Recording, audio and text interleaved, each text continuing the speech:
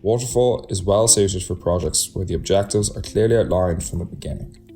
Dr. Winston W. Royce at the Lockheed Software Technology Center introduced the concept in a paper published in 1970 on his experience developing software for satellites. The methodology embraces 5 stages of management: requirements, design, implementation, verification, and maintenance. The model is used in many different project management contexts, such as in construction, manufacturing, IT, and software development.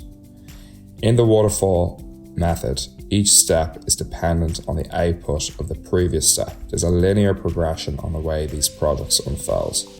This methodology is good for teams and projects that want to develop a project according to fixed or unchanging requirements set forth at the beginning of the project.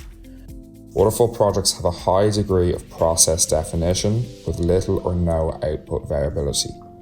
Waterfall is also a good choice if the project is constrained by cost or time.